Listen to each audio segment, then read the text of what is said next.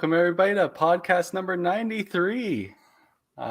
It would have been 94 if a certain East Coaster would come join us, but he's avoiding us like the plague, like COVID actually. Yeah. We got a great show for you guys today. Pretty special guest. We'll do our opening banter here. We have Adam Weber back with us. Hey, I was going to come up with all these nicknames, but I was late to the show and didn't come up with anything. So you can blame it on me. Always do. Yeah. It's Braxton's dad. That's what I got for you. It's true. How's it going, Adam? No, everything's good, man. Just good to see the band back together for one night only. We make terrible music. You mean horrible? You mean until never. You mean until next month, right? Maybe. Yeah. I don't know. Where is DB? Oh, he's on vacation. Shocking. Like we said, he's our part timer. He's not really a full timer. No, everything's good. It's still a lot of fun either watching or listening to the podcast, and obviously all the great guests that you guys have had on, and it's it's just really nice to be back and be kind of involved in the sport again. It's I haven't thrown a ball since August, so it's it's been tough. Do you see our team jersey there and behind Carrie?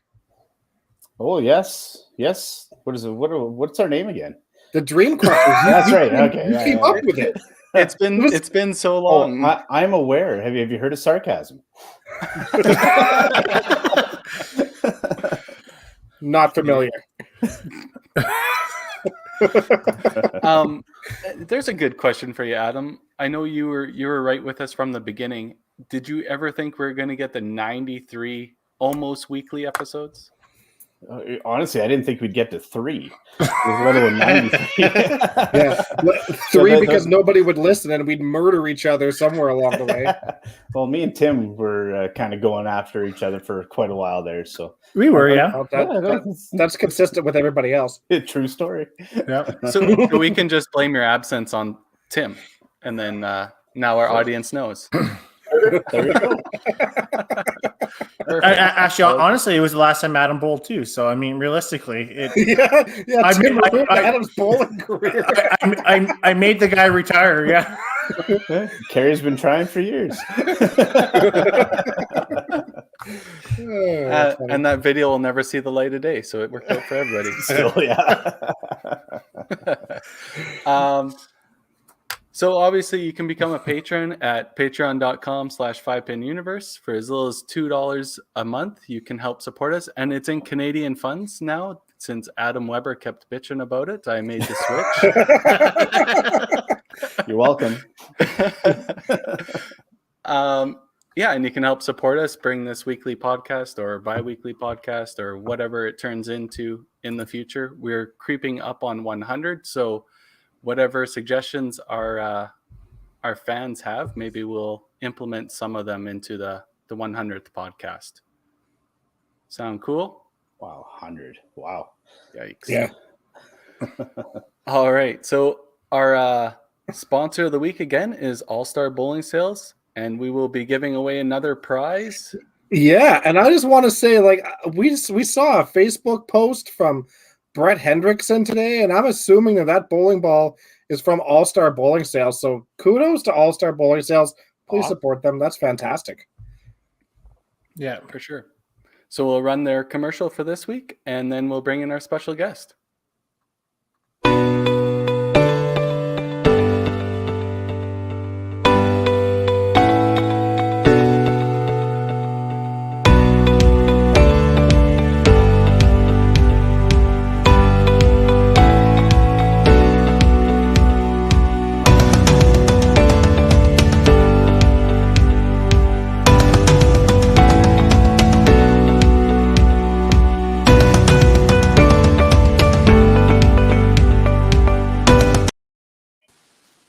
Our special guest of the week is Mr. Steve Parker from Ontario. Hey Hey, guys. Steve. Welcome aboard, buddy. Thanks. Looking forward to it. Yeah, we're excited to have you on. There's been lots of like really good chat about having you on this week, so lots of people excited to see you. So really looking forward to this. Steve, to be a little more specific, where exactly do you reside in Ontario? Oshawa. I've actually moved about a year and a half ago, and I'm about if I make all the lights, about 2.5 minute drive from Nebs. Oh, nice. So do you call Tom, Nebs your home? Oh yeah, for sure. And I think Nebs feels the same way about you. I mean, we heard some pretty neat stories about everybody that's been involved in building the community that's there, and what they've done to commemorate those people. And you have your name on one of those gears in there, if I remember correctly, right? Yes, yeah, we do. And actually, they put I can post a picture of it, but Tom actually surprised us one time, and they've got Barker family over one of the booths. So it's kind of a tribute to myself and my wife and my daughter. So it's kind of, just every time I see that, it's like, and of course my wife is, every time someone's sitting in there, she goes, "Hey, that's our booth. Get out of there." No, it was something we definitely didn't expect. And it's always been, for such a big center, that's the one thing when we moved there, Tom and Maria and Jeff and Sano and Emily and the whole Christy, Matt, the whole family. It's still a family atmosphere for such a huge place. Yeah, I think that's so critical in our game, really. If you want to keep your bowlers happy, I mean, that's the best part of the game. It's just, that family feeling coming in, knowing everybody and just being friendly with everyone. So I'm really glad that they've been able to maintain that. And not only just in the center, in all relationships around the country, really. They communicate with everybody all the time. Yeah. Yeah, I know when I worked there, Tom was always on the phone, people asking him for advice and help and whatever, right? And bowling, everybody needs each other, especially now. So Yeah. Absolutely. I hate to segue to that topic, but it's the dreaded topic that we've always got to talk about. How are you and your family doing through this COVID time? It's a little scary. I know Ontario's they're predicting, a lot of doctors and that, saying we're well into the third wave, and with the variants and stuff, and ICUs are getting busier. I work in a grocery store, which is a little dicey to begin with. We try to be as safe as we can. But my wife had a kidney transplant 2 years ago, and so it's scary. She's on anti-rejection medication, so the virus in that is a very bad combination. So that's something we try and be as safe as we can, but the faster she can get a vaccine, and the rest of us, the better. We'll feel a little better anyway. Yeah. Does she get earlier access because she's immunocompromised? I think, from what we've been trying to figure out, I think she's in the next batch of priority. I know they did healthcare workers and service people, like frontline people, and people over 75. My parents have both had their first shot now, so hopefully soon. Because it's if I bring it home, the numbers aren't good. Let's just absolutely, for sure. And for some people that maybe have been around bowling for 25 plus years and have made the conversation, she used to be Kathy Hong. So she was married to Al Hong from C505, very prominent in our sport before me. So she's been in bowling all her life too. She's former singles champ at the Open here, in the Open Nationals, Masters Nationals, and then when she was with Al, she traveled to all the 05 Nationals and or C5 Nationals and stuff. So yeah, some people may not have made that combination, but that's who she is. Fair. For sure. So your family's very ingrained in 5-pin bowling throughout Ontario and obviously Canada. That's pretty cool. Yeah. Yeah, it was pretty good. And our daughter is 23 now. She came up through YBC. She's gone through bowling school. She coaches. She helps with the kids. She's pulled the open a couple times herself. She helps out with the bowling school. She helps out with the YBC. So, yeah, definitely. We enjoy it. It's the people that bring you back, right? Yeah, obviously. Let's be fair. We get frustrated with the sport so much. It has to be the people that brings us back, or else the sport would have been long gone. Yeah, especially the way you've played the last couple of years, Kerry.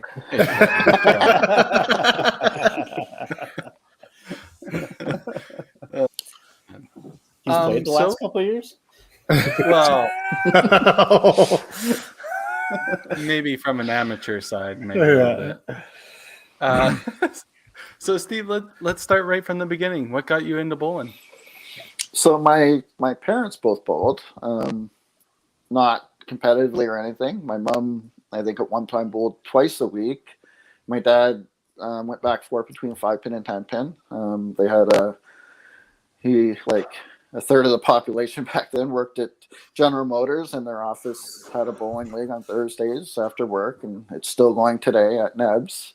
But yeah, I guess I was a rambunctious little lad, and they wanted to get me out of the house. So about 4 or 5 years old, I started at Motor City, which was owned by the England family. Tom's dad, Bruce, Jeff's grandfather. Motor City was such a cool place. It was downtown Oshawa, 3 floors, 40 lanes. So 16 on the main floor, 16 upstairs, 8 in the basement. They also owned Oshawa Lanes at the time, 24 lanes in the Oshawa Center. Yeah, so I bowled, us little gaffers bowled in the basement at Motor City. Ev Harding, Bert Harding, Wendy Harding, who's still with Bowl Canada. Okay. They did a lot for the YBC back then, and they gave me my start. Yeah, so that's how I started out. Played, I think, 3 years in Tykes as a little. I think I was pretty good because I had a bunch of like my old shirt has a lot of crests on it. I don't remember what I averaged or anything. And then I didn't bowl any of Bantam because I decided, I think that I had friends playing hockey and I wanted to play hockey. And hockey was Saturday mornings when YBC was. So I played like house league hockey for a few years, and then I advanced to select hockey, and they played more. I think our practices were like Sundays, and then we played during the week. So it allowed me, I went back to bowling again first year junior. Okay. Well, So yeah. Those crests sure bring me back. yeah. So how many parents actually sewed those on, or was it like just the glue? Oh, yeah, like the heat one. crest on or whatever. Yeah. Yeah. No, mom sewed every single one on, for sure. And then you'd have to move them around every year sometimes too, right? You had to Well, you move the guys 4 were steps good. ones into like specific spots and whatever, and then she would bitch about it the whole time. Yeah, so yeah, that was a Canada-wide program, right? All those crests and Yeah. Yeah. That's Yeah. pretty And then just probably 6 years ago, they switched to the swag tag things, the plastic things that you could keep on a ring or whatever. Kind of the same idea as the crest, but yeah. Didn't they have like a banner or something at one point too? There was like stickers on a banner or something. I remember that we had banners that you put your high triple stickers Yes. and stuff like that. Yeah. on. Yeah. I I forget remember at the that. end of the year. At the year end, I think they had that maybe Mhm. instead of the certificate. I think Yeah. Okay. maybe. Mm. Yeah. It's been a while. You're telling me. Were you good at hockey? Um, How long did you stay in So- hockey for? I want to say probably 6 or 7 years. I'd played Park League, and then I had a buddy who was pretty good who ended up playing AAA. But Oshawa had so many teams back then for Park League or for House League. There was a Park League which had 20, 30 teams, and then 2 different church leagues, and then we had a AAA team which was really good. A lot of guys that played at my age ended up playing the OHL, whatever. And then there was like a select league. They called it Little NHL, where they broke Oshawa into like 4 quads, and basically had 4 teams. It was kind of a above park league and kind of a feeder team for. So I played that for a couple of years. I kind of learned about the politics of hockey and what happens when some of the kids on the team are the sons of the coaches. Because my buddy at the time, he was like, "Yeah, come play with us, whatever." So I went and tried out and thought I was doing okay, whatever. The last exhibition game before cuts, I played on the line with him. He was center. I think I played left wing. Like I had a goal and 2 assists or a goal and 3 assists. Like our line had 10 points or something.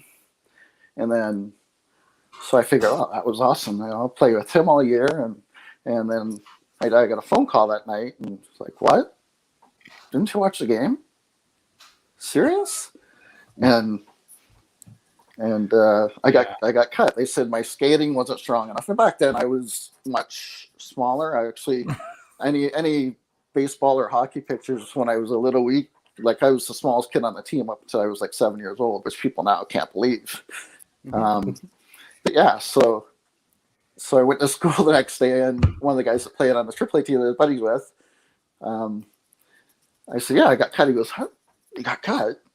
And then I guess he told his dad, and his dad knew the coach of the team that we beat in the exhibition game. And then I got a call that night to go play with them. So I went and played with them and had fun, got along with everybody great and whatever. And then at the end of the year, the following year, I had to go back to the other team because that's where I lived.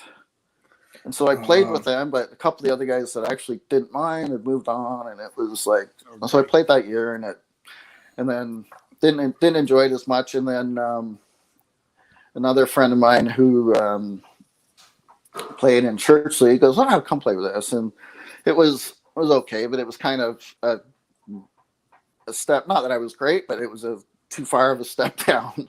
Yeah. You know. Yeah, and, fair enough. You know, went from because when we played the Little NHL, hey John Willock. You know, when I played Little NHL, it was hitting, and it was like you change on the fly. And then when I back church league, it was 3 minutes and the buzzer goes and everybody skates off, and yeah, then I didn't enjoy it. So I stuck with bowling after that, and baseball during the summer. Right. Yeah. So what was your highlight in your youth career? In my youth career, well, it's funny because I never really, when I played juniors, I was okay. Like I was probably second, third highest average, around 200. And then I don't even remember if I was that passionate about it, but the one day I was goofing around. It might have been after bowling or after 4 steps practice, and I was like throwing a hook, throwing it back up, whatever. And then Bert Harding, who one of the renowned coaches in our region, and they were heavily involved in the YBC, he was watching me, and he was like, "What are you doing, Parker?" And I'm like, "What?" And he goes, "Well, are you practicing, or are you just screwing around, or what?" And I'm like, "Whatever, I'm just throwing balls." And he's like, I'm like, "What?" He goes, "Well, if you can hit the headpin throwing all these different shots, like, why don't you stick with something?" And I kind of blew him off, cocky 12-year-old or 13-year-old, whatever I was. And then he just kind of, "Let me know if you ever want to be good." All right. "Well, I'm not bad right now, right?" He goes, and he just kind of shook his head and he goes, "No, if you can do that, you could be a lot better. Let me know if you want to work at it." I'm like, "All right." So this was near the end of the season, so I would meet him 2 or 3 times a week, and and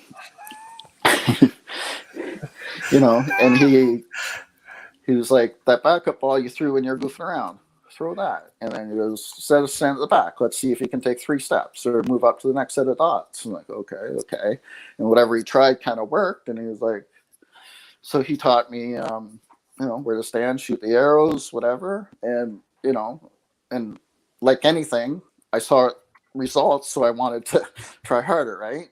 You know, you find out when you're coaching if kids or adults don't see results like in 3 shots, they're like, oh, this is not going to work.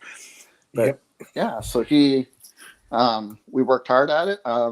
He also wouldn't take any crap. Like if I get pissed off because I picked the hairpin or whatever, he goes, well, you don't want to pick, hit it on the side. You know, leave a corner, you throw it better. You know, you threw that one flat. Like, okay. So I started paying much more attention, right? And so I think I bowled a summer league that year, and I was like 215 or something. Next year, I moved up to seniors, and I was 233. And then the year after that, it was like 248. And then after that, it was 250s, 260s. Right.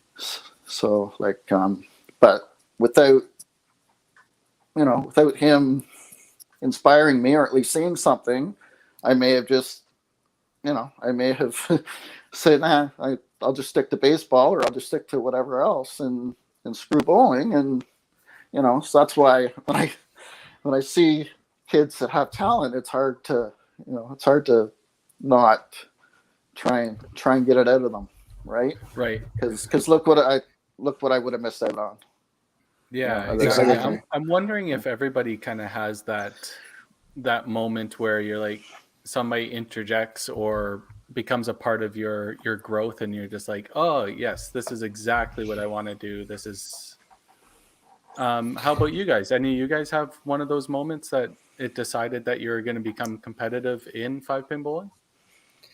I mean, I think this goes back to Tom, and we've talked a lot about Tom, but our second year of YBC, we made provincials, and we ended up coming in third. And I knew at that point, now this was without Tom, we had a wonderful lady named Jan Shell coaching us.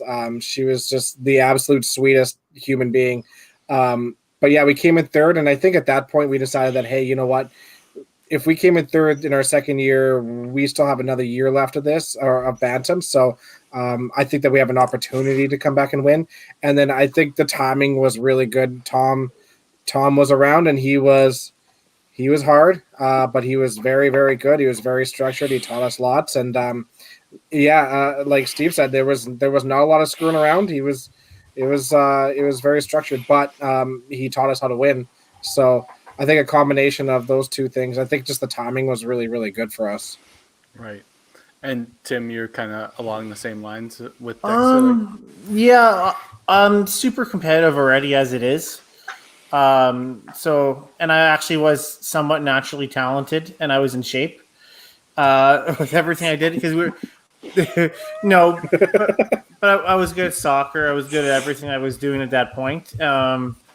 So I knew I was able to grasp it, but right place, right time, right? And I think, lucky to have the right people. Like I always said that, right? Tom, or we moved up, we had Jim, and then we had Cisco, we had Michael Cousier. We always had the right people, right? So, we're fortunate enough that it's a great point that Steve brought up was he got that, when we talked on the side with his eureka moment, right? And now he knows that's what it made him, or got him his passion, or made him the bowler he is. So now he's trying to relay that on to the people that he is, right? And it's funny, you only need that one moment to make that change, right? So, right. And you, Adam, did you have one of those moments where you decided that you were going to become competitive, or did it just naturally happen? You know what? I don't know if there was any specific moment, but I did make a big transition from an average, probably second year of seniors, where you jump from 210, 215 to 250. And the only thing I can think of around that time is I was really involved watching the Colin Keers of the world, the Joe Woods of the world, basically the whole Wednesday Masters in Calgary, which were definitely some of the best players in the province. And I think then actually at that point I started working at Chinook, and probably got a bit of a different side of the game and then you're seeing these guys every night, and then you start really wanting to get better and better to try to emulate some of those guys. So I don't know if there was a specific moment. It was probably like a group of people. Yeah, I think mine is kind of along the same lines too, where whatever year in senior it was where my average started making jumps, and then I was asked to join. I know it's little town Wetaskiwin, but we had some pretty good shooters. Got asked to play in the Scratch League and was drafted, and then joined, I think, the Monday Jackpot League. So I played 10 games every Monday evening, and it just instantly started exponentially growing, and you started playing better and stuff like that. So I think it was just a product of the environment was kind of mine. Should we change our Thursday night league to 10 games then, Kerry? Is that what you need? He needs a little bit more than that, I think. Julie, 11 it is. Julie's more clutch than he is. Yeah. I was out averaging Tim Wiseman, so let's just move on. You were until I put my pre-bowl in. But anyways, moving on. I mean, let's move on to the Open and Masters. Steve actually has quite the resume when it comes to that. 25 Open qualified provincials. That's a hell of a resume. And when we were speaking a little bit earlier, Steve mentioned that his first chance of playing the Open, he actually broke his hand. So you can, I believe you can bowl it, right? So yeah, that was, oh man. So TSB. So like one of the things too back then, like when the CBC was on, Wendy Harding used to go to work it. So, and Bert would always go. And so we'd go to watch the CBC. And so like you get to watch the people. And that's when Bert got Tom Patterson to sign his book for me and all that. And then, so I was already hooked. Like we would watch Masters tournaments. And even if I was working, I'd watch from behind the machines because I worked at Motor City and just watch people's follow through, watch how the ball hit the pins, right? And back then it was free fall. And it was so cool. And then the one time after the CBC, the mini Open, and April Lanes, there used to be a mini Open where they'd invite Open teams. And of course, we had 24 zones back then. So I forget the split, but going to see that the one year, it was like, oh man, that is like watching individual competition at a high level is cool, but watching like the intensity of team play is just something, it's just something beyond that, right? So my last few years of YBC, I'm like, oh, I can't wait to bowl the Open. Can't wait to go to the Open. Like, and actually, when Open teams used to practice on Sunday nights upstairs at Motor City, I used to go to watch and almost hope that somebody wouldn't show, and if the teams were playing each other, I could fill in, right? So it got to be like that. So, yeah, so a week before Open qualifying that I've waited forever for, I was actually driving some of my younger friends to senior mixed tournament on the Saturday. So a bunch of them stayed over at my place. I was chaperoning the boys on the team, even though I was like only 1 year older than them. Senior mixed was like every zone had a 5-game, it was a YBC senior tournament. Every zone had a 5-game roll off. Top 3 guys, top 3 girls made the team. Actually, we'd won it the year before, the team I was on with Bob Lyne, Tina Chason, Laurie McQueen, now Laurie Wilson, and Deb Penny. So we were actually plastic pins bowling in my basement. We had those pins you get up, and I actually brought a prop to, my wife was laughing when I brought them up. So we used to play around with it. I thought the best way to get the plastic pins to work, because that little, the little plastic pins here, these guys, the original set I got, we just put hockey tape on. Later I worked at a plate making rubber printing plates, so I actually put rubber strips on these pins. I think Mike Rowe has the original set that went to hotels and everything throughout it. And we found the best ball to use was the old Worth baseballs. You took the cover off. That's Yeah. awesome. Okay. That's It's so the cool. softball. So that's what we used to do it all like it was stupid, but we used to copy people's styles, and we used to play for money too.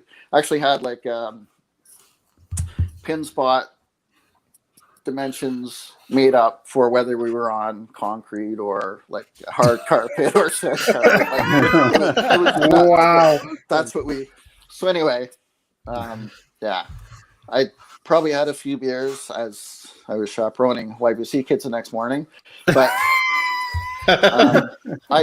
we were bowling plastic pins for money in my basement, and I picked a head pin to lose what was probably like $10 back then, and I'm sure I didn't mean to hit it, but there was a concrete pillar in my basement, and yeah, I hit it. No.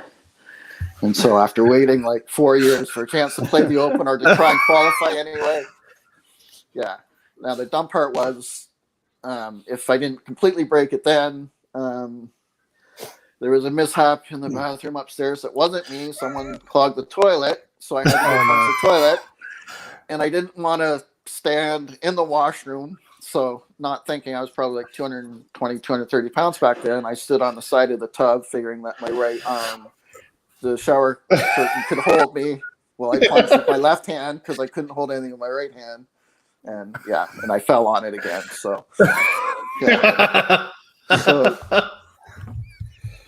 just and not to be, I'm sure my wife just loves these stories. But the even dumber part was, I'm like, yeah, we don't have time to get it checked out because we have to go to Kitchener tomorrow, which was like an hour 45-minute drive. So yeah, we went away for the weekend, and on the way back, and of course my hands just get bigger. So I didn't end up getting it checked out until the Monday, because on the way back the Oshawa Generals always played on Sunday nights, and we always went. So me and Steve Young, who was on that team, who did a lot of traveling with me, and was a better storyteller than me. But yeah, so we went to the Generals game, and then I got my hand checked out on the Monday. And of course, the guy looks at the X-ray and he goes, "When did you do this?" I'm like, "Friday." And he goes, yes, Bob. Yes, Bob. Thanks, Bob. So, yeah. So the orthopedic guy looked at it. He goes, "Yeah, it's not good to leave it. I'll meet you in the cast room." And yeah, so they had to re-break it and stuff. So, and at that time, I bowled Monday night on Bert Harding's team in Industrial League, and had to actually, rather than go home, I'm like, yeah, I gotta go bowl. I gotta at least make an appearance, because by now everybody's heard of my stupidity. And yeah, I walked into the bowling center with my tail between my legs and my hand. But yeah, so I missed that year. I made it the next year, which was good. And the best part was playing the mini open the next year, because it's something I look forward to. And there's three really cool it was funny. So the first, we're playing Hamilton, and I'm the rookie, and I'm playing Jim Mystic, and I'm bowling anchor. The leadoff match is Dale Strutt and Mike Bates, two Hall of Famers, two great players. Yeah. Dale's someone I kind of looked up to, and just how he was so accurate, so good. He could do anything with the ball. Very intense. Bowled, part of getting better was bowling sweeps and bowling against him and stuff like that when I was younger. But anyway, he's playing Mike Bates, and they've got a good match. Dale's on a bunch, but the 6th or 7th frame, Dale throws a strike, turns around, and goes, "End of story." And I'm like, "Did you really say that?" So anyway, Dale, of course, I think picked 8-10, and Bates came back to beat him. So I remember that. I remember that we lost totals, but I remember I was playing Jim Mystic, someone who I always looked up to, a really good player from Hamilton, and then moved to Niagara. And I remember striking it in the 10th frame to tie him. I think it was only like 248, but I remember that. And then the other part, there was drinking at the mini open. I didn't, because I was a rookie and I didn't want to do anything dumber, Bob Bocage. But John Inglis was on our team, who is, I'm sure lots of people could tell lots of stories. I could tell lots of stories about him, but he was quite a character, and he liked to drink as well. So I think he was bowling third or fourth. He starts on 4 in a row, and one of our regulars couldn't make it. So Gary Monroe, who I bowled with on Monday nights, pretty good bowler, great guy. He's no longer with us. He was filling in for us. So get the 5th frame. We're on like lane 21, 22 at April Lanes, and like, where's Inglis? Where is he? So we can't find him. Like, so our coach, Bob Childs, he goes, well, Gary, you're going in. All right. So Gary goes into the game in the 5th frame. 6th frame comes along, 7th frame, no Inglis. He comes back in the 8th frame, 2/5 in. He's got 2 beers with him. And I guess he'd gone up to the bar after the 4th frame with the 7th or, comes back, and the first thing he says is he like smacks Gary on the shoulder. He goes, "Hey, you fucked up my game."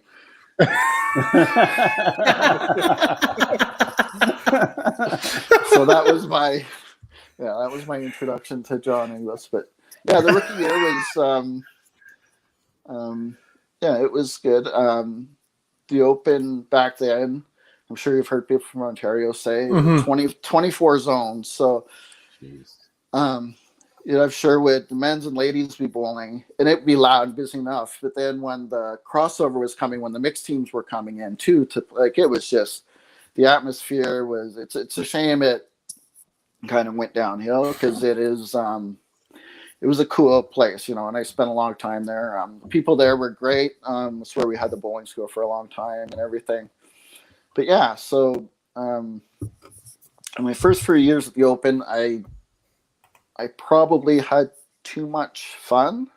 It was kind of like I only had like 2 weeks of vacation back then, and the Open was kind of most of one of the weeks, and I never went with the intention of not wanting to do well. But then over the first few years, a couple things kind of happened that woke me up. Like the one time Bob Way, who was on our team, he goes, "Oh, you guys were, what time did you get in this morning or whatever?" And I'm like, yeah, I don't know, whatever. And he goes, "You wouldn't do that the night before qualifying, though, would you?" And I'm like, no. He kind of made, without lecturing or whatever, made the point, right? I tried so hard to qualify, but then when I got there, so that kind of woke me up a bit. Yep. And then I knew another key thing was the one year we were in the finals, the Final Four, because back then there was 4 groups of 6 teams, top team advanced, and it was a double round robin, 3 games Friday night, 3 games Saturday. Total points of those 6 games wins, right? And the one year we're playing the team from Windsor, and then Hamilton is playing Tri-County. So, and three teams have a shot, whatever. So our game against Windsor, we're losing. We have to win like 8 or something. We're losing. I know I left the corner against Gary Fair in the 10th. So he won their match, and they won total. So it actually came down to Al Hardiman and Jim Fedorenko. So Jim Fedorenko is a 2-time Ontario champion, good guy. Al was playing anchor for Hamilton, and it came down to Fed through the first strike in the 10th and then missed on the second ball. If he goes through the hole, Hamilton wins. If he hits something, Windsor wins. And the other part of it was Al was really good friends with Jim, and there used to be a team tournament circuit, and they used to play on the same team all the time together. So Jim, really good guy, cool customer. He kind of turns around. He goes, "Well, what's this shot worth, everybody?" But he threw it in the wood, and they won. And then how the Oilers teams that always played the Islander dynasty, the time that story where they walked past the dressing room and saw, the Islanders were all with ice packs and, bandages and all that. And it kind of, well, that's what it takes to win, right? When Windsor won, just the reaction, everybody was in tears, the family was hugging, because they come close so many times. I'm like, holy crap, you know, like that's if that's what it means to people to win, I better get my get my poop together, right? So there were, I want to say, at least 4 years in a row I was on the men's team, and we made it to the finals and didn't win. Always a game within. Whether we played the one year we played one team that was out of it, and they cleaned our clocks because they were just betting for beer on the side and whatever, and the other, and so all those over that time, I'm like, man, if I throw one monster there or one, like, you know, it ate me up. But we came that close so many times, didn't win. The next year I made the mixed team. We made the finals, and our men's team won.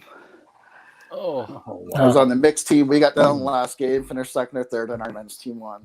Now I felt great for them.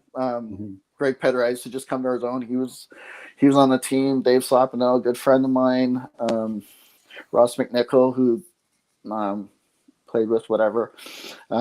He's just went in our Hall of Fame. So it was ecstatic for them, but like it was like, So then the next year I was like, I'm not.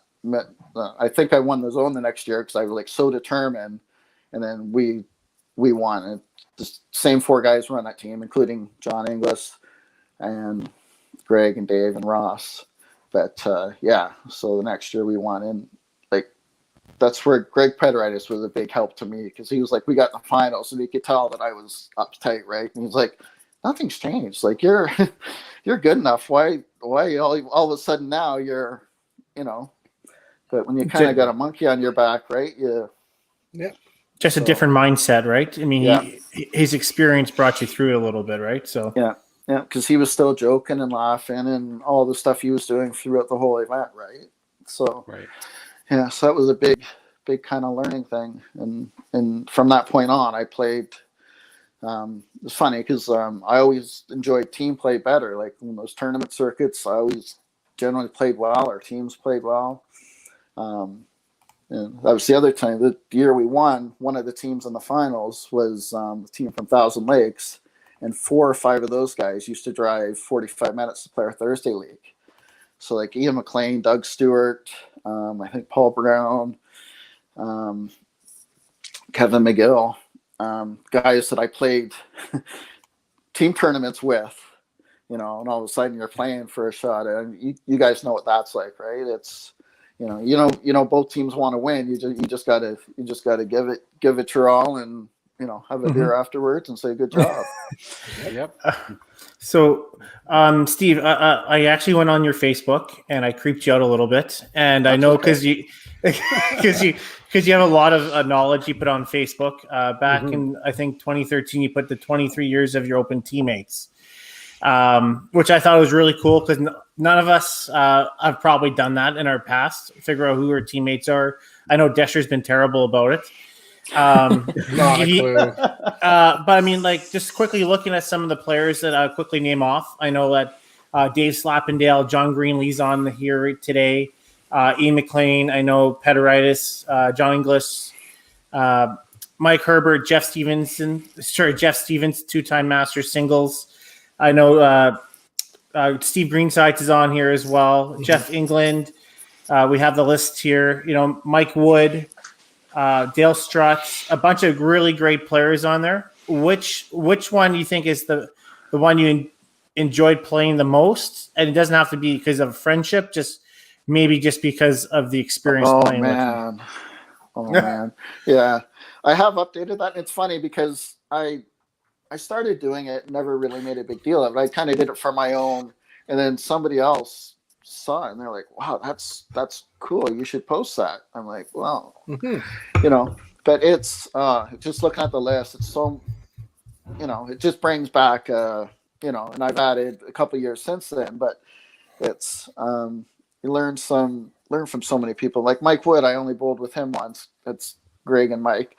But man, he is such a good guy to play with. He's, you know, he's so intense. It's funny. He bowled anchor, and I think he only lost one game the whole week playing anchor.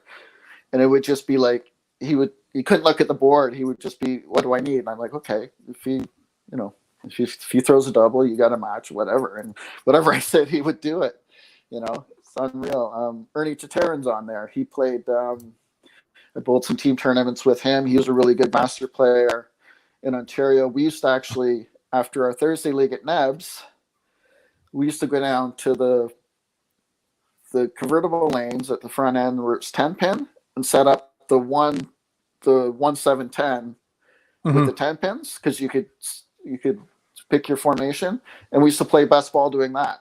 Like, because throwing the 5-pin ball at 10 pins, if you hit it on the side, you could get all 3. So it's just a different way to practice. Ian McLean, I got to, after playing against him at the Open, got to play with him so many times. People on there. I got to bowl with my wife. My wife's coached me too. I got she made the seniors singles step ladder at the Open a couple years ago, and I coached her, and it was cool. I left her name off to see if that was a test for you there, Steve. So,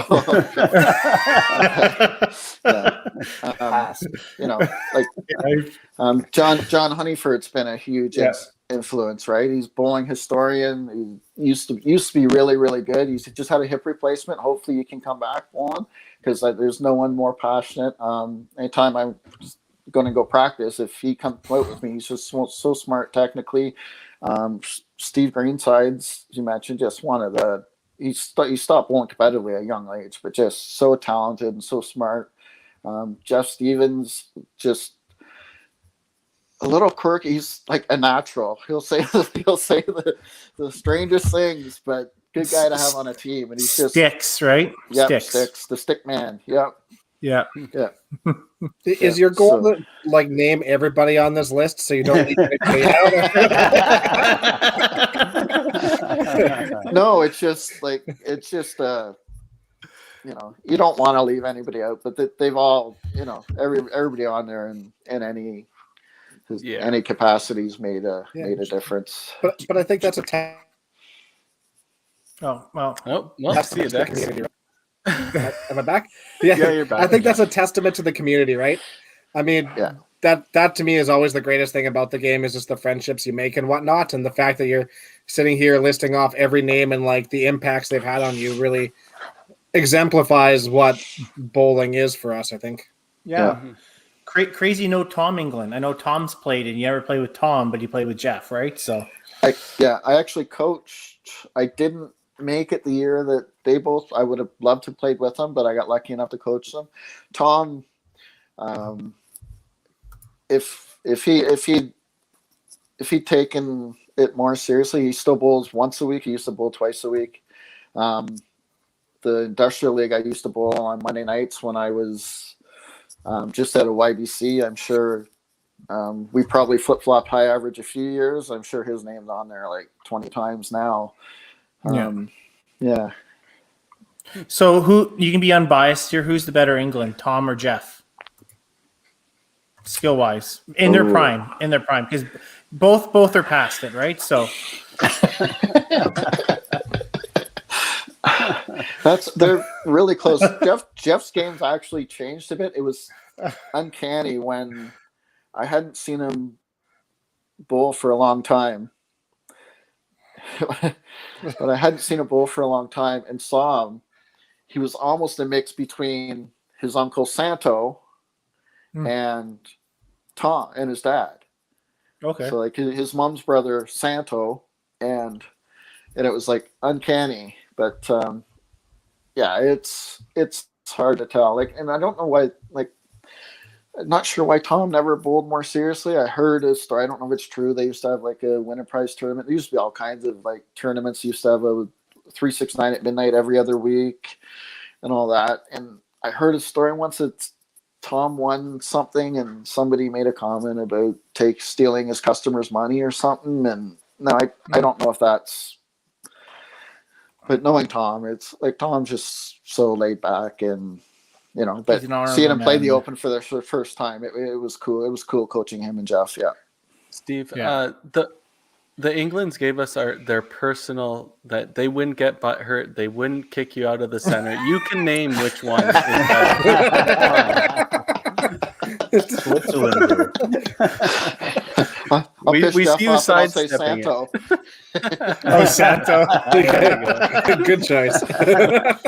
Don't worry, Desh and I can get a message tomorrow morning. I know that for sure. Yeah, absolutely. Yeah. Well, it's not like I'm not sure if I work there still when I coach them, but having to yank your boss out of the lineup.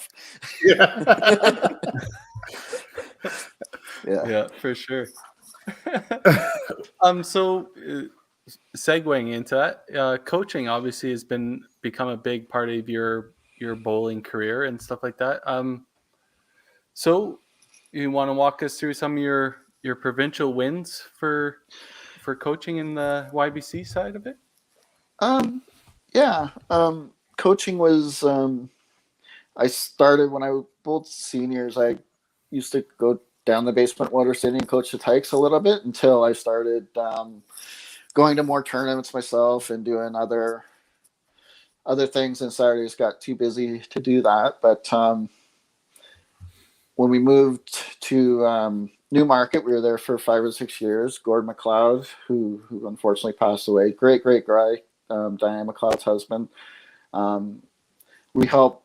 Kathy was the program director at their YBC, and that's kind of when I got really back into it. Had a lot of great kids, lots of other great coaches there. Kathy Davidson there at the time too. But yeah, so I started coaching teams then, and it's funny.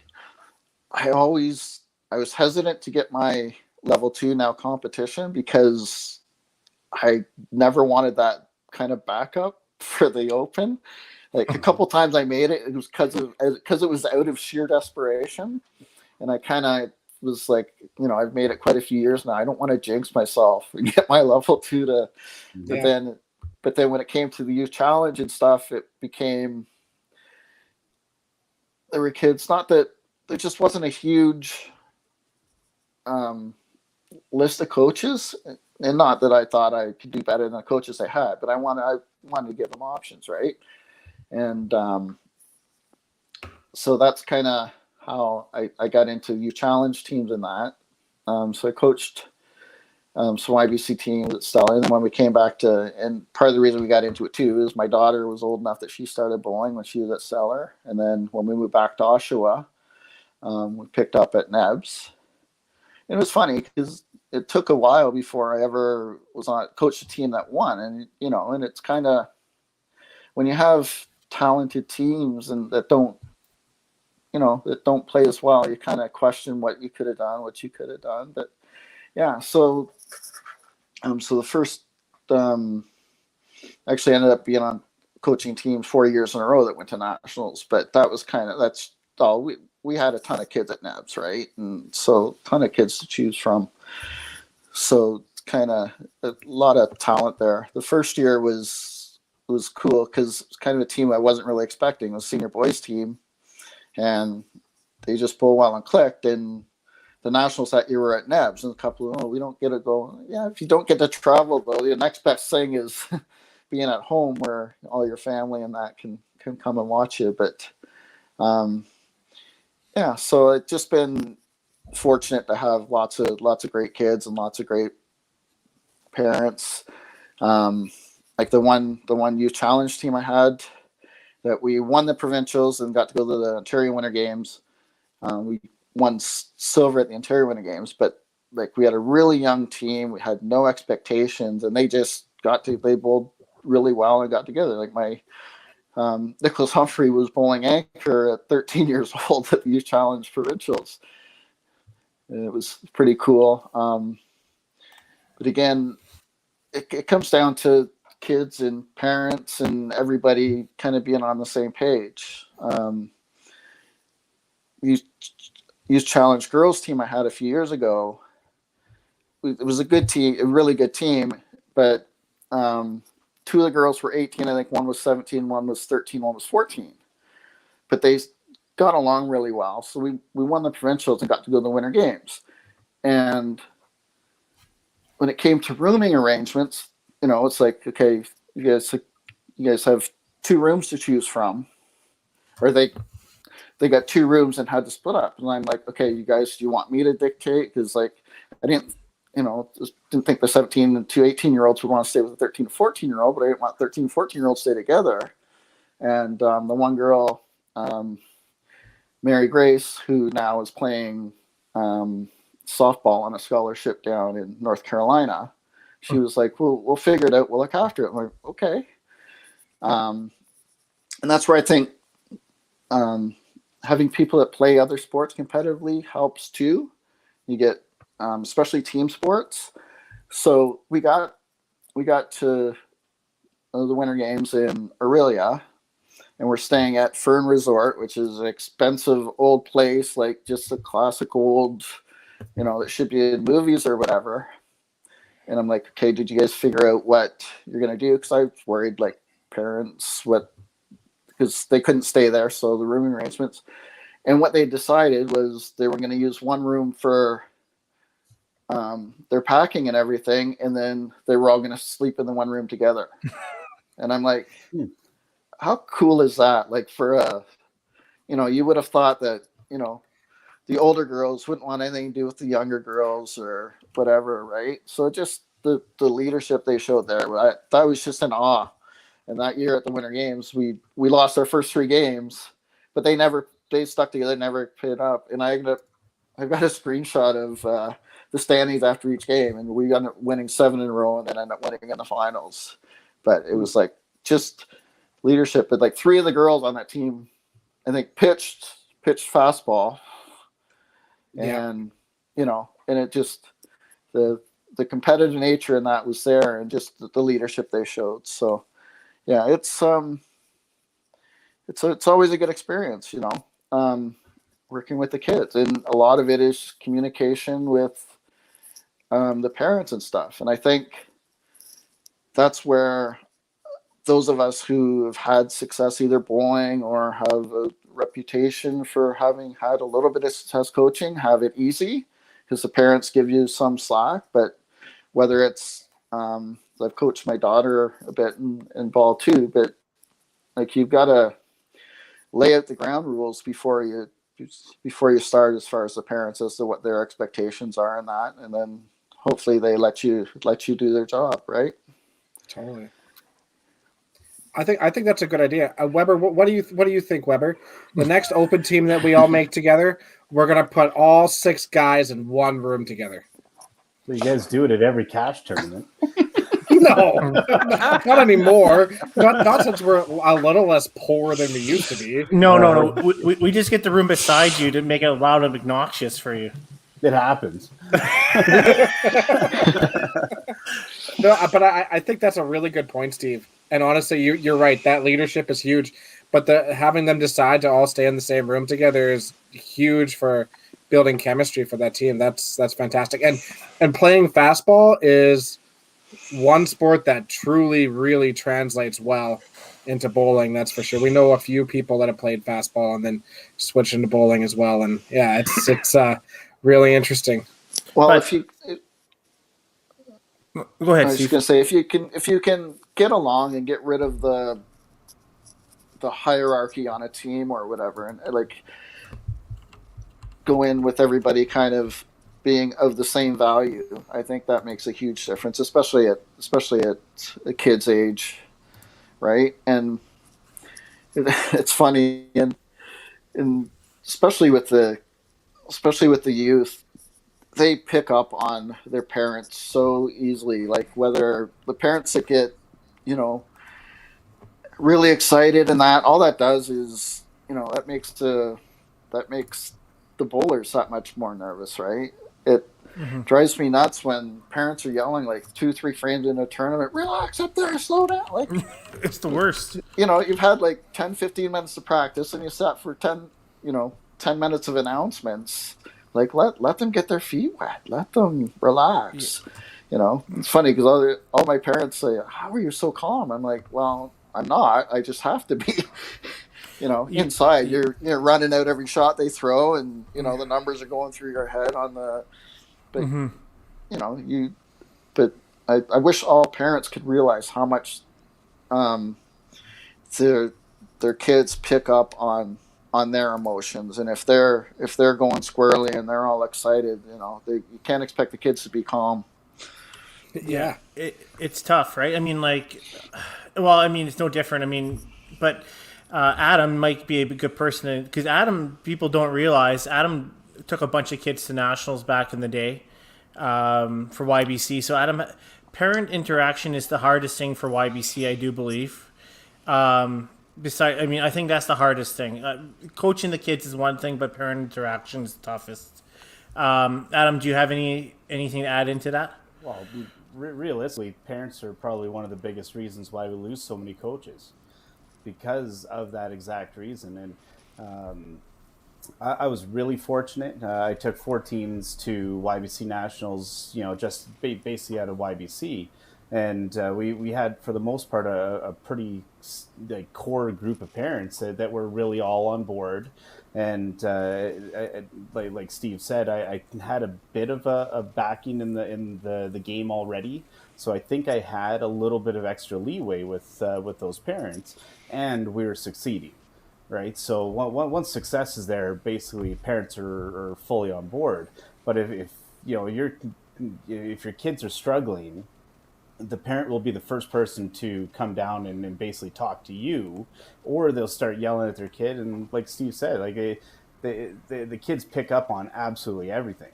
And I know even with my son in the soccer world, I'm sure he picks up on basically everything I say, because quite frankly, I'm cheering him on, but I'm sure it's not the right tone all the time, right? So yeah, I feel really bad for a lot of coaches that are out there that have had to deal with really bad parents and or bad parents over a few years in a row, because they'll probably walk away, or they'll find a way to walk away from the game. And that's another thing that we need competent coaches to go with these kids. Yeah, I think that's a really good point. That's a really good PSA to throw out there, is that all these people are doing their best. They're out there to support your kids. They're doing it out of the goodness of their hearts. No one's perfect, and everyone has different opinions. So, cut them some slack. I do like tone and body language. I think that's a really good key point there, right? Kids feed off that a huge amount, even adults, right? Well, even when you're coaching, like, a kid turns around after a bad shot, they don't want to see you throwing your hands in the air or whatever. You got to kind of, especially when the 4 other players sitting beside you are looking at you, seeing how you react too. And even the other thing I've noticed is one parent might say something to their own kid, but it affects the other kids too, right? Like, I had that talk with one of our fathers whose daughter was probably the best player on our team last year, and she had a bad game or whatever. Like, she's like, really, like, 163 or whatever, and I'm like, that's a bad game for her, but it's not, like, that's a terrible game for her, but the other kid just shot 138. How do you think that makes them feel? Mm-hmm. Yeah. I used to get that on the ball diamond all the time. Someone would yell at their kid for making an error or whatever, and I'm like, okay, we've got, this is house league. We got kids out here who haven't made a play all year, or they'll yell at their kid for, how can your strikeout looking or whatever, but the other kids that they hear that too, and and if they already don't feel good about, and that's the other thing, you try and, like, you gotta get rid of the fear of failure. Yeah.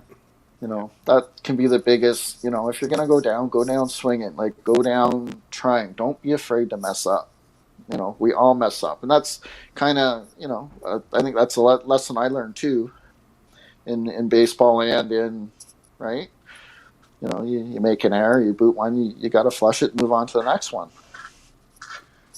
Yeah, exactly. Like, you always learn from your mistakes, right? So if you're not trying and you don't have that mess up, how are you going to learn? And I think that's a huge a tool that kids and let's face it, a lot of adults they need those failures as well to learn and get better at what they're doing, if it's bowling or any other thing in life, right? Like stuff happens. I thrown 2 gutter balls at the Open. I've thrown 2 pins, but never a gutter ball. Yeah. That's coming now. Thanks. Yeah. As long as I get back there. Yeah, no, that's a great point you guys made there. And I mean, obviously, kids and adults are a lot different. But adults are a little bit tougher because we talk about adults. We talk more or less about the Open and polling and the bench, right? So I guess Steve, how do you deal with that when you're the coach in the Open? How do you deal with the differences with that?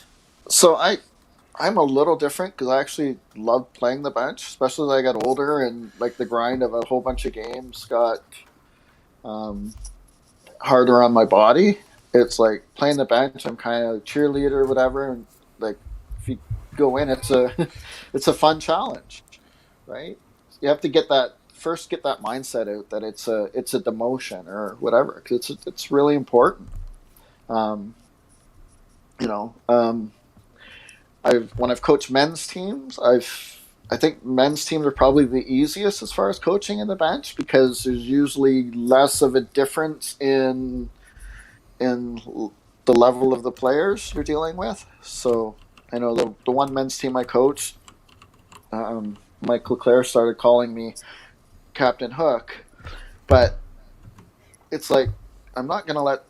It's not that I don't have faith that you can come back, but to watch you struggle when we've got someone just as good behind you, like it doesn't make sense. Plus, especially mixed teams can be harder because sometimes if you've got someone who's 20 or 30 pins lower in average than another person, it's like, how bad does this person have to be struggling to put this person in? Or, it's tough, but sometimes you have to make the move because you can't afford to lose the person that wants to come in, and you can't afford to, I find coaches wait way too long to make moves sometimes, especially if, or they make the mistake if 2 guys are struggling to wait to see if one gets worse, and like you can't. You got to make a move right away because if nothing else, it's a kick in the ass to the other person that knows that they're now staying in the game, right? Yeah, I totally agree. Plus, when I'm coaching, you pretty much have gone through every scenario in your head about who can do. But you also know when the person on the bench is like, it's really easy to watch. How come he hasn't made a move yet? Okay, because that person hasn't thrown a ball in an hour and a half, and when they did, they don't know who you're playing next and whatever. When I coached the last time we had an Open, I coached our ladies team, and it was difficult. And the one girl, and I think communication's the key too. Like you got to tell someone, explain why you made a move. So if they don't like it, at least they know, and they can't go and bitch to everybody else. I don't know why I got pulled or whatever. But the one girl was upset the one game that I pulled her and not Linda McLean. So I had on our team, we had a good team. We had Linda McLean playing 4th and Christina Carey, formerly Herbert, playing 5th. In any other year or any other bowling center, we could have flip-flopped them. And actually going in, because there was at least one personality on that team that kind of not everybody got along with all the time. So we had, as part of going in and trying to get rid of the little hierarchy that they thought, I had told them, and it was my intention too, depending on things worked out, that be prepared to play anywhere in the lineup, but it was funny because like the one girl, Jen Berry, I put her and tried to give her confidence to play leadoff or to play positions that she never really wanted to because she's really improved. And she was like, "Oh, I'm not sure I could do that." I'm like, "Well, you play on Thursdays and you're playing against, Dave Slappendale and Brad Rowland and Jeff England and Nathan Cooper, and you're playing against them every week. Why should you be afraid of who you're going to play at the Open?" So anyway, this game with Linda, I left her in. She was struggling, but we kind of switched sides of the bowling center, and now she was starting to jump corners all the time. She throws a hook, and whoever she was playing was on a big run. Anyway, we had totals well in hand, so I made the change with the one girl. I know she was upset, and I explained it after, but I had to leave Linda in the game because our next game was against Hamilton, which was our biggest game coming up to play. We were ahead of them. We were second. Central was first. Hamilton was third. And Hamilton had a really deep team anyway and had Connie Ward and Elizabeth Nickel playing 4-5.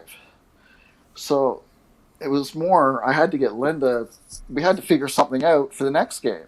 Because if I don't start her or I put somewhere else in the lineup and then somebody else has to play Connie, it changes the whole perception of the lineup, the whole psychology of it, right? So, it ended up working out because we ended up beating Hamilton that game, and then in the finals we ended up coming second. We beat Hamilton in the 2-3 game, and then lost to Central. Central's young girls played really well, and then Stacey Clark had like 330, and Melissa Llewellyn had 320 or whatever, so we came second. But it's one of those things. I hope Bailey understood what. It wasn't a shot against her. I was looking at the big picture, right? Mm-hmm. Yeah. So you get into things that you get into decisions that are tough. But I know the poll is the most talked about, and for the armchair quarterbacks in the crowd, how come they're still yelling? But like so much more goes into it than just what's happening in that game. Like you got to know how everybody's been playing, when the person on the bench last threw a ball. Like, you don't know. Maybe they haven't played in 3 games. There's a lot of luck with that poll too. Yeah. Right? There's a lot of luck. You know what? I think as a coach, I've always said it. You have to be confident with it. If you show confidence in your poll, I think most times the team will believe in it, right? And if you're hawing between players and you make the late pull, it's going to be tough. And it can happen so fast too. It does, yeah. And but now the teams that I've always seen win. It never matters. Like you always say, it could be anywhere you can bowl anywhere on the lineup, and it becomes true because any player can, right? That team really exemplifies that.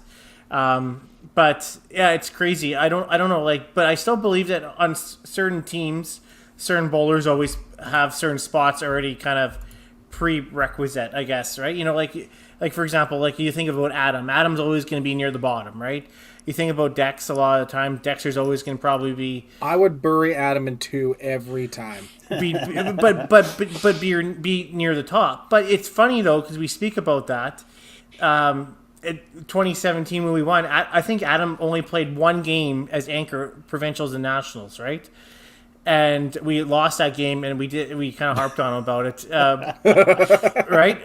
But it proves a point, right? Nobody's really set in the right spot in the lineup. Sometimes it's just the flow, right? So, right, Tim, you're right. Adam, that one time playing out of the 50 times he was there, that really shows that.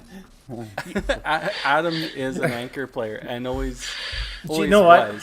You're going to have an off year. He said he was going to retire after we won gold that year, and then he didn't retire, and then he bowled in August, and then I made him retire again, and then he came back on podcast. I was supposed to retire during the Open qualifying of that season.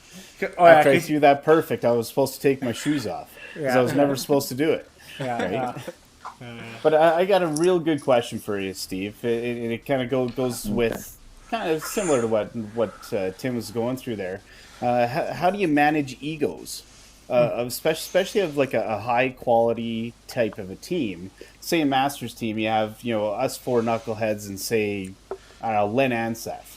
How do you deal with that type of mentality of 5 very I don't know.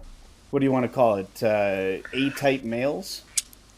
Okay. My first question would be, do you want to win? Always. Yeah. Okay. Then if everybody wants to win, like that's why you're there, right? That's kind of like when people ask me where I like playing in a lineup, it's always kind of dependent on. So for our listeners, Lenny just never put me behind Adam, for fuck's sake. It might be due to Adam's time on the lanes, maybe.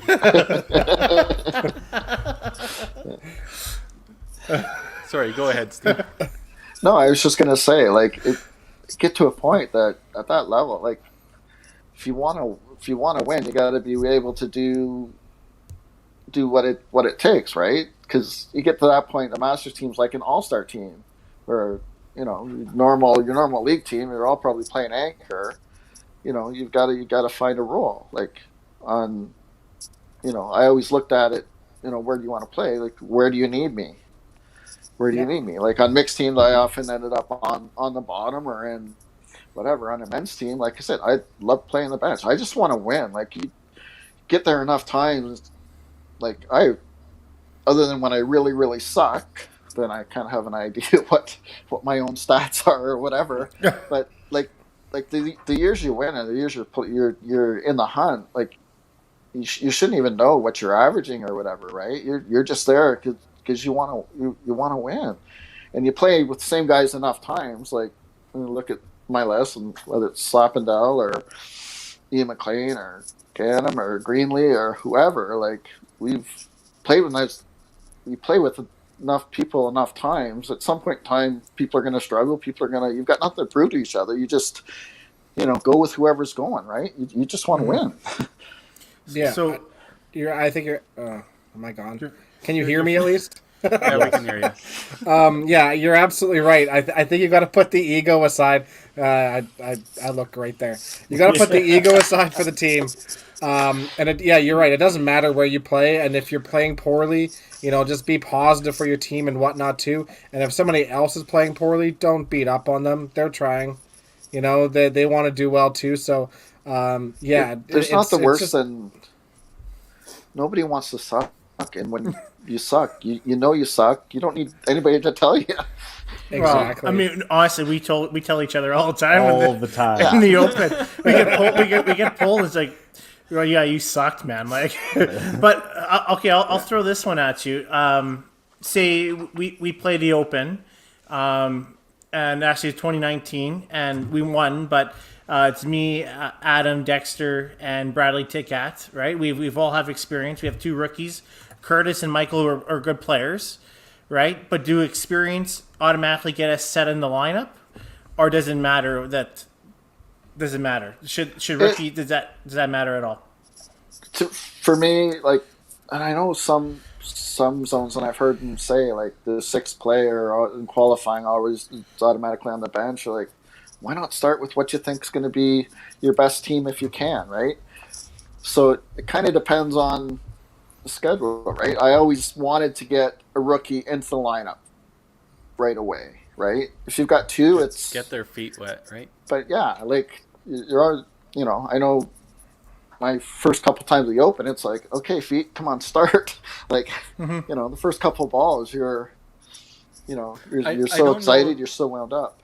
Yeah, I don't know if it's a common thing, but I know Edmonton's famous for it. They bet on their rookies first shot, so we the do rookie actually. always plays the first game. Yeah, Captain Universe does not condone illegal gambling. So Edmonton gets all the rookies to play the first game. Do you have to start? And I'll say it's not because of the gambling. I'll say it's because we want to get their feet wet. It's always been a tradition, and I think it's completely the right thing to do because you don't want to have a rookie sitting on the bench being nervous to get put in, right? Exactly. And so, but we do gamble on them. So we do pick which side they're going to miss, and 9 times out of 10 we never pick a strike. And we're not gonna lie to you. 9 times out of 10, it's like a left 3 pin, and we're up there. It's like left 3 pin, left 3 pin, left 3 pin because we have money on the line, and they're coming back, and it's like, seriously, I was like, yeah, I just made $10 off you. Well, but they know it too because they're also gambling. They're also in on that. They just can't bet on themselves, but they can bet on all the other rookies. So they're in on it too. Don't worry. So yeah, I've always been a proponent. If you've got a rookie, get them in right away. You know, They got to start. I agree. If it comes halfway through the game, a 6th, 7th frame, if somebody's gone south, do you want? Is that the situation you want to put somebody in when they haven't thrown a ball in 45 minutes? And do you give the experienced bowler a more of a chance to get out of it than a rookie? Sometimes it's hard not to.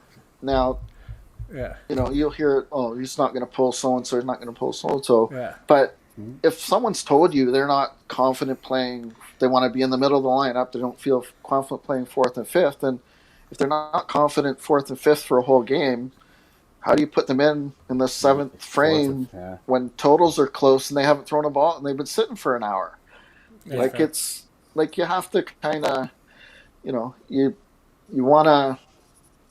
There's so many things that go into it, you know, and then, you know, if you pull somebody one game, you kind of want to get them back in and give them a shot the next game if you can, right? But it depends on the standings, depends on, you know, there's so many scenarios. I mean, it's hard, you know, that's where the mixed team can really hard. Like, I haven't coached a mixed team, but again, if you've got, you know, if you got someone, the 260 shooter on the bottom and they're struggling a little bit, and the person on the bench is a 215 average, you know, it's like, no matter what they do in the 6th, 7th, 8th frame, if totals are close or whatever, who do you want to, you know, you got to assume that the person's going to figure it out, or you're going to help them figure it out, right? Yeah, that's fair. Yeah. It's tricky. It's definitely tricky. Oh, for sure. How long do you keep Tim in if he's grumpy? Tell you what, Asking for a friend. Is the rest of the team bowling well because he's grumpy? No, he's grumpy.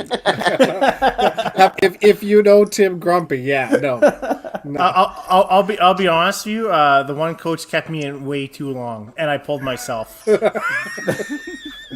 Actually, there's a good one. How do you deal with people who want to pull themselves?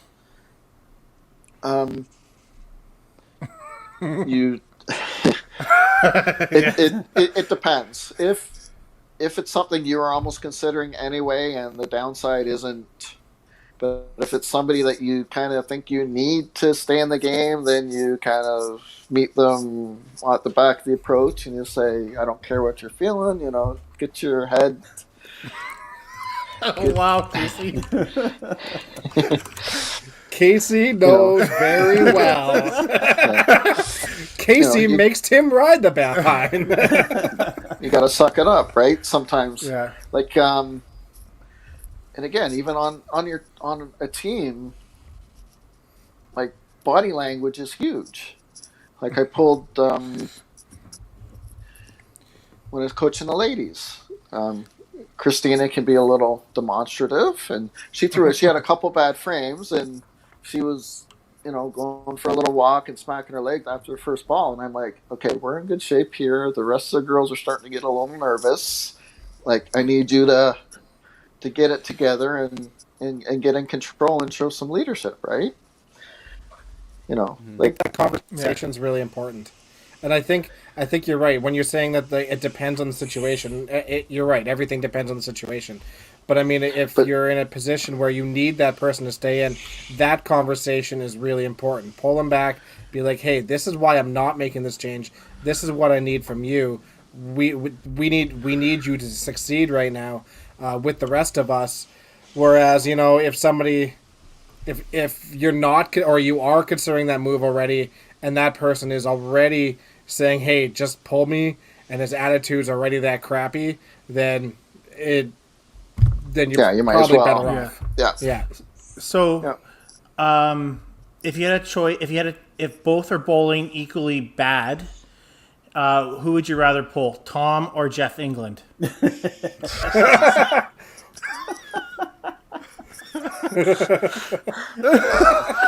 Jeff, I haven't known him as long as I've known Tom. Okay, so finally. there finally comes up with an You answer. officially got painted over on the gear.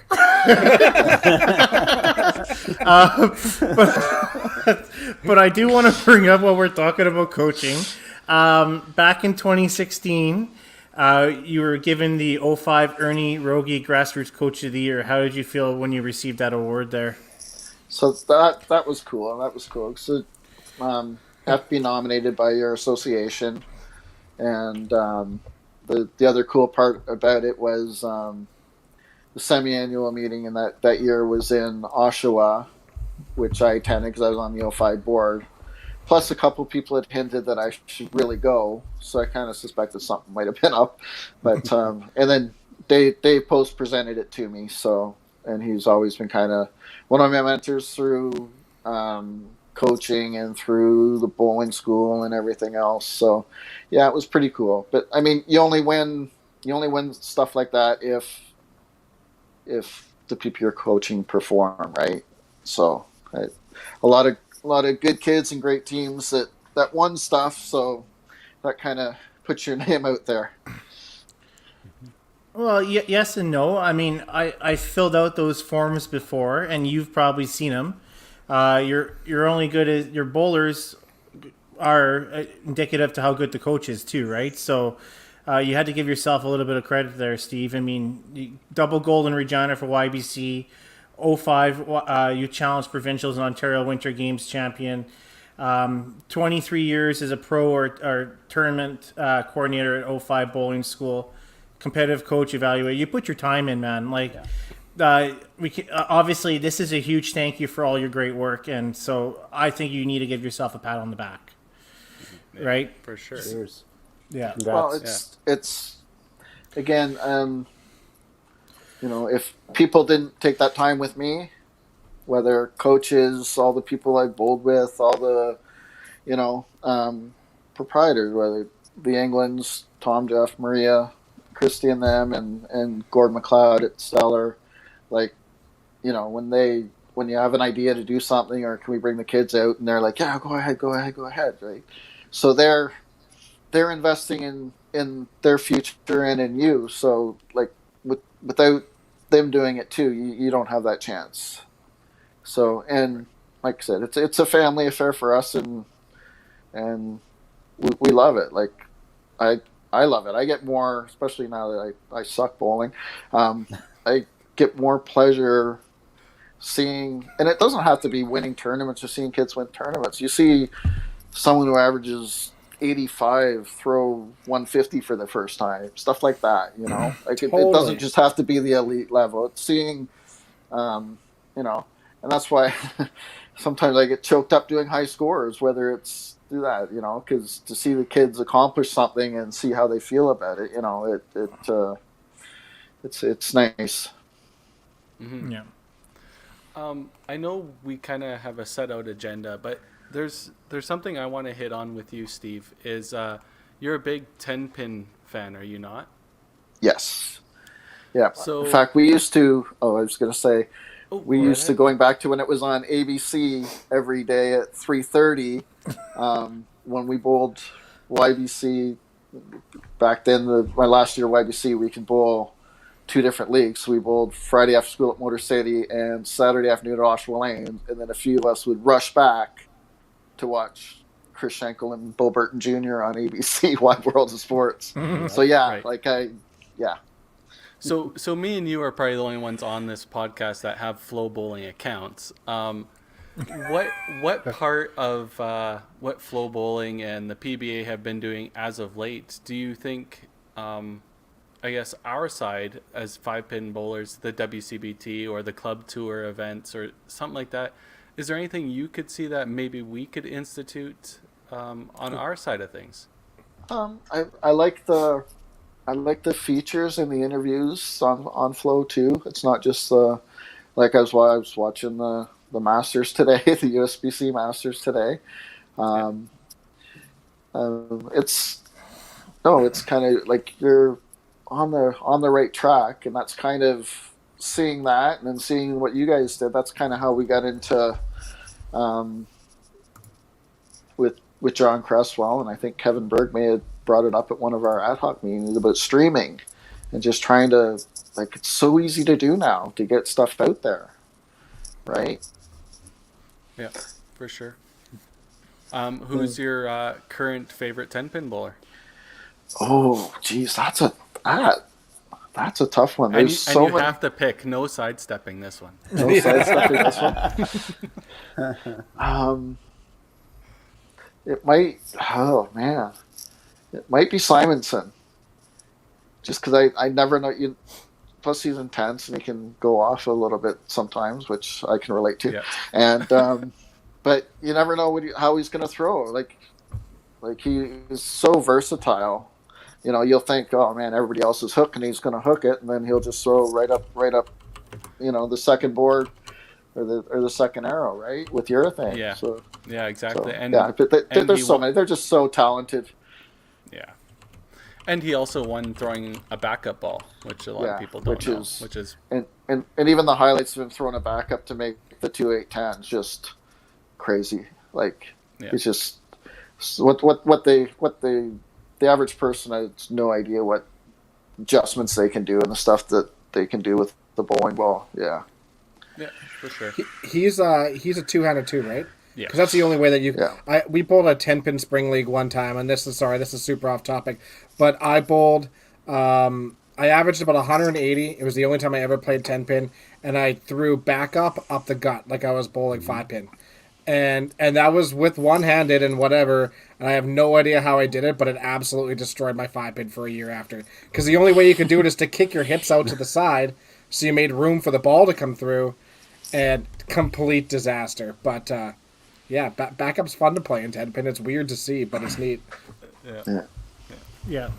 Cool. We're pretty partial to Mitch Hoope and Nick Pate. Nick.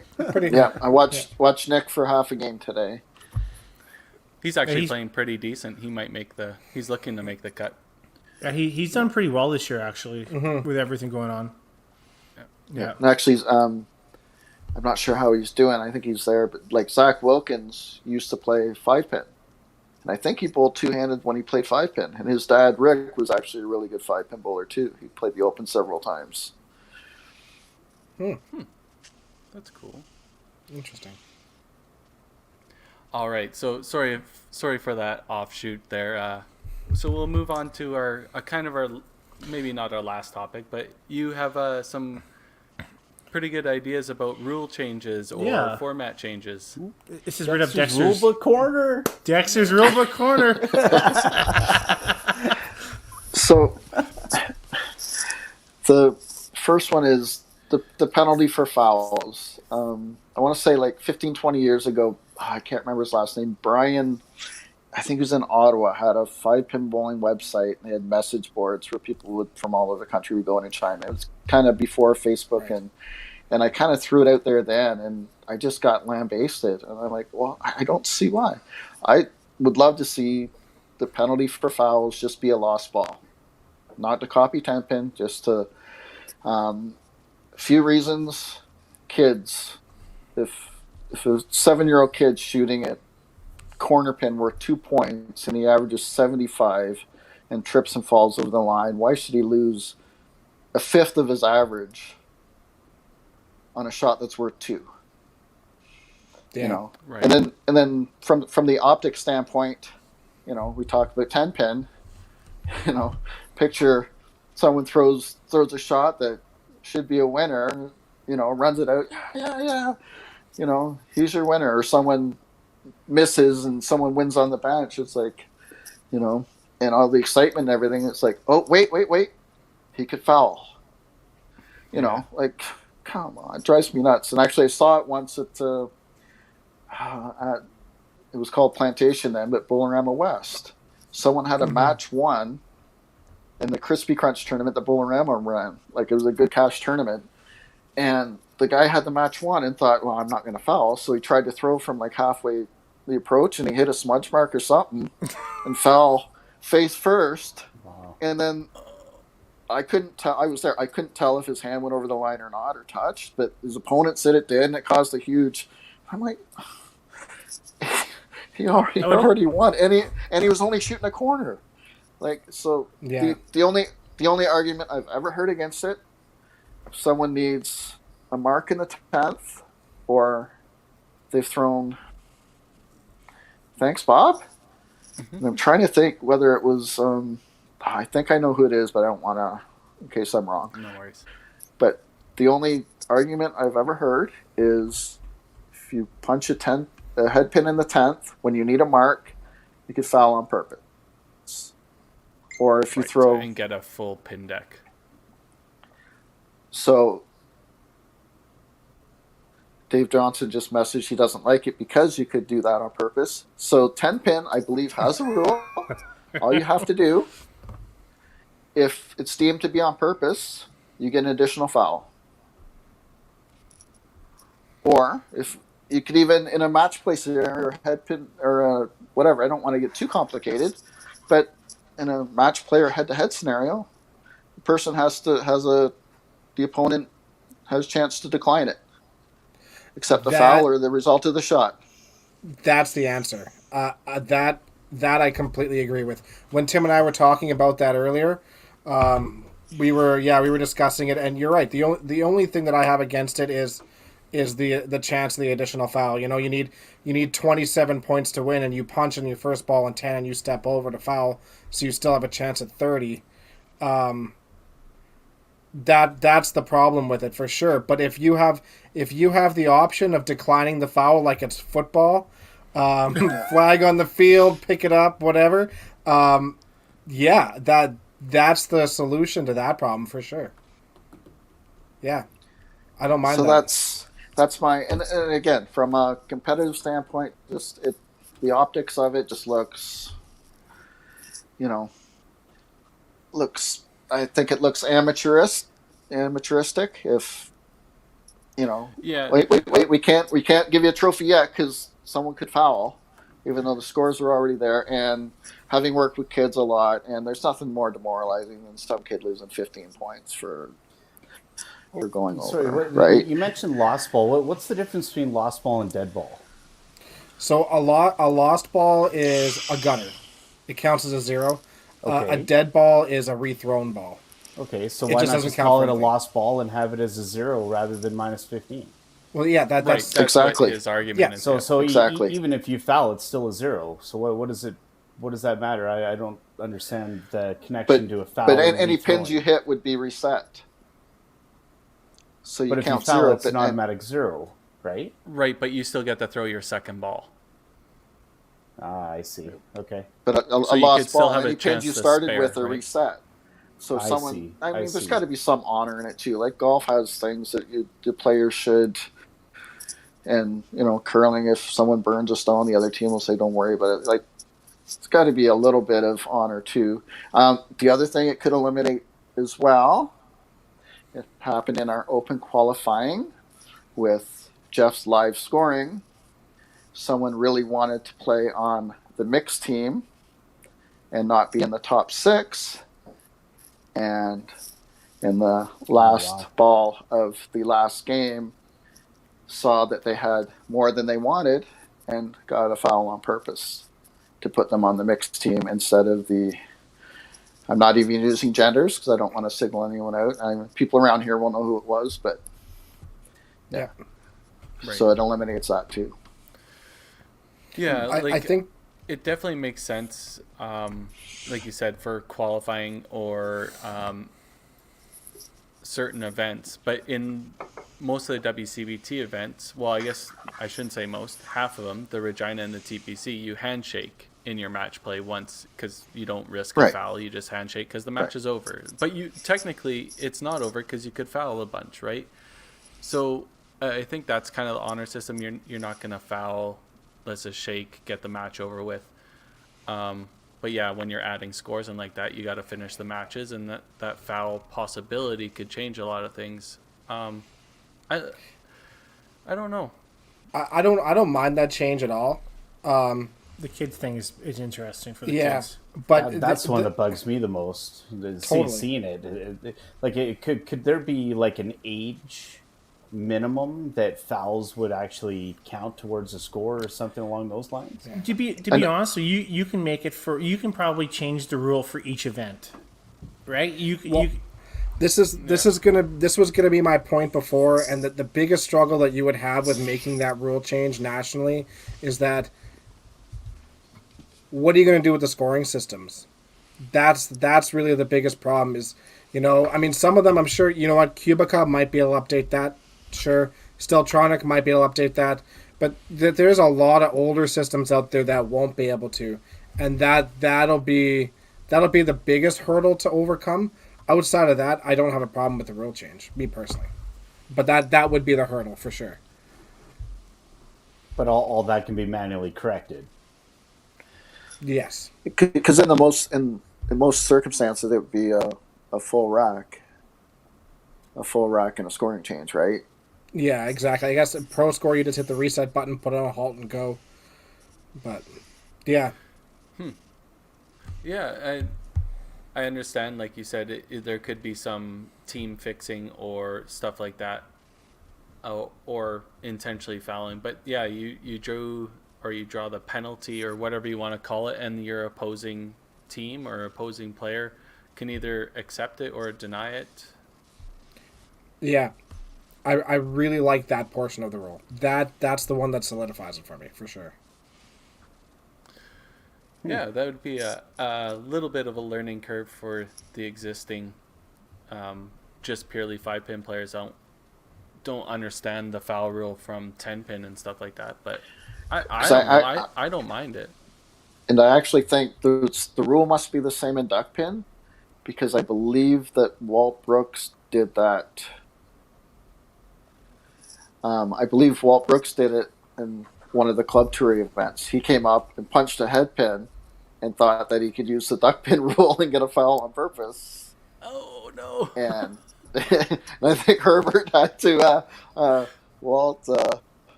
And Walt's a great guy, but he can be a little ornery too at times. Yeah. So, no! 15, quite a conversation. Yeah, that's a kick to the balls. Yeah, I know. At Ned's, if our peewees get it, we usually do like 2 or 3 weeks grace for fouls in YBC. Yeah. And then if our peewees do it, so we only take 5 off. But if they're going to play one of the family twosome events or one of the other events that, fouls are going to count 15, at some point you have to get them used to, it's going to count more next time. But right. I like it. That's kind of cool. That's good discussion. I like that. But yeah, well, thanks for bringing it up, Steve. We do have one more topic we like to bring up. I did send a photo over. It was I know you guys got some pretty good play on it on there. It was backyard bowling. Look at that awesome. follow through. yes. I love the ball return. And I'm quite sure that I have a balancer in the left hand. There's other photos. So Oh no. So Oh, there you go. So I believe this is one of the this is the original setup. We're kind of losing Steve here. Sorry for the interruption. Hopefully his Hey, Deck. Wi-Fi kicks back. Dex, keep in mind you can always hold your finish in a still photo. That's fair. Tim makes a living off of that. Yeah. I think we did lose Steve. Oh no. Oh, he might be back. Oh, we get 2 Steves. Oh, geez. That's scary. There we go. Yeah. So John Honeyford and Ian McLean, I believe, had that set up the first time, and that lane was, when I lived in Newmarket, it went there. It's been all over. It's been went to Connie Ward's house out near Niagara at one time, and that was basically 3 8-foot sheets of wood that they would bracket together, Eventually, they got a real pin deck too from Joanne Nadeau, I think, from her bowling center in Alexandria. Awesome. So, and they actually they actually had diagrams for wherever they were, because I think this is at Ian McLean's house, and his yard has a pretty big drop off. So, as to what they would need for shims and everything. So, eventually, one of the events we invited Tom and Maria. And the beauty of this is it's free fall, and John Honeyford's got a gorgeous set of wooden pins that even if you hit it high and get aces, you don't care, because the sound is the crack is just worth it. Oh. It's just you had to climb in the pit to reset them. So Tom came the one time, Tom England, and I could see he's looking at it. Of course, yeah. And you see the wheels turning or whatever. And that time they were getting pretty chewed up, and there was talk of having to replace whatever. Well, next thing we know, Tom's like, I want to show you something. So he'd gone to the local lumber yard and placed a special order. He'd done all this research. He brought this wood in from, I'll post some pictures in the comments of the lane that he built if we don't have it. But he ordered this. I think it came from Eastern Europe, and he made all these pieces on his CNC machine. And he had all these pieces, and then one weekend, myself, Brent Martin, Perry Rockburn, Honeyford, might have been Ian, went over and put it all together and stained it all up. And he's got their 5-foot pieces, and he's got 8 of them, and he's got these levelers on the side, and it's crazy. It was crazy, and he built that, and then it was like, well, free fall is nice, but setting pins, especially if we have older people on a hot day, it sucks. So he built a string mechanism that sits over top of the deck. It's got pulleys, and 2 people can pull the strings, lock them in. To set it up, you just let them loose and then pull the strings back. It's got a little hole where the ball return is. You use like real ball return stuff to make a ball return, and like it's just I don't even. So it takes if people like Brent or the ones that have put it together a few times, if they're there, you can usually do it. If you've got a couple of helpers, we can put it together in about 2 hours. And it takes, if you've got 2 drills, it takes like 10 minutes to disassemble. It's crazy how he made it smart. He made it. So yeah, the backyard bowling. If we have a bunch of people, we used to do doubles. You draw teams for doubles and play Scotch doubles, 2 balls per frame to keep it moving until the 10th. And then have a double knockout. Or I've got all these sheets made up for how many people we have, what format we're going to do, and then we just draw names and put them in. It's pretty. My profile picture is actually the picture used in the poster was actually in Tom's backyard. He's got a portable PA system, and I was actually announcing the rules and the teams for the backyard bowling. So that picture of me that looks like I'm on a walkie-talkie or a CB, that's what that is.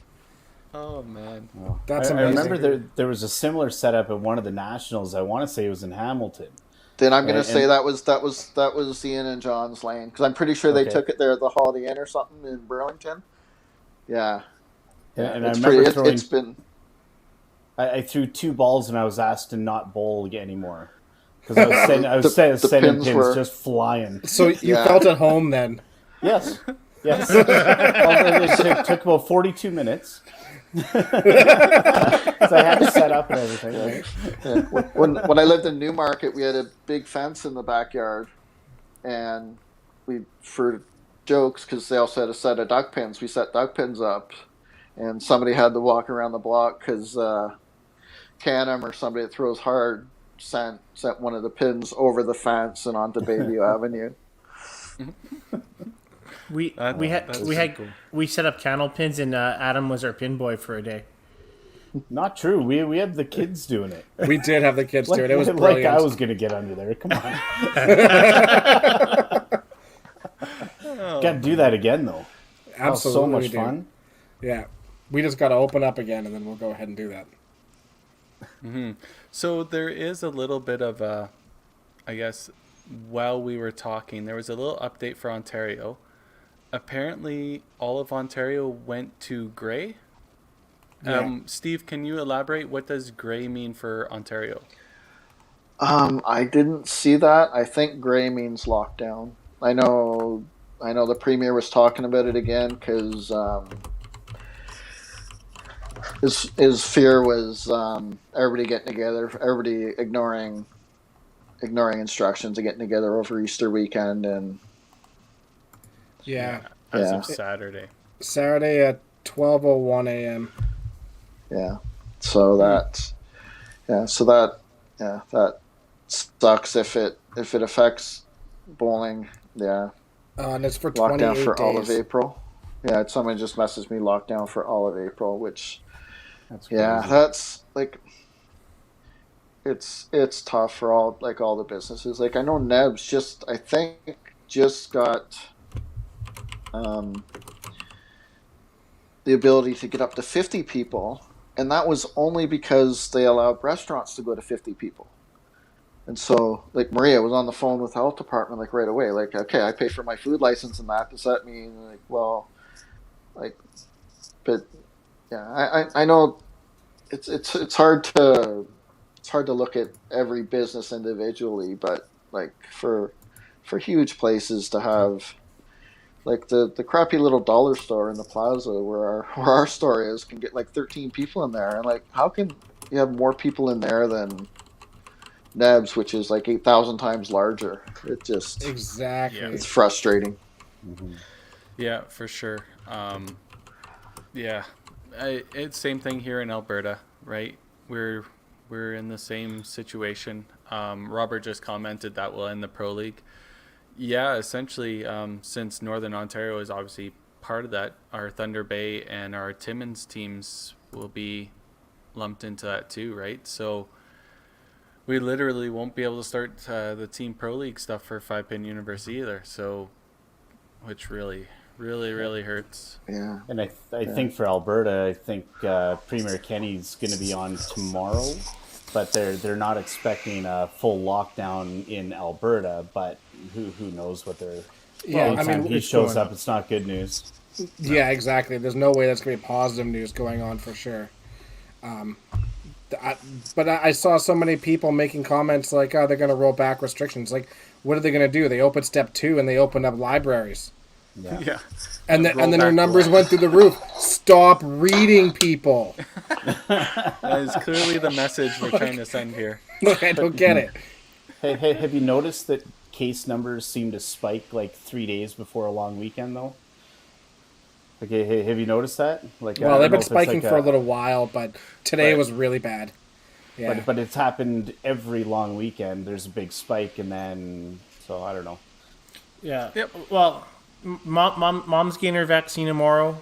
I said happy microchip day when I left today. Conspiracy theory. Yeah.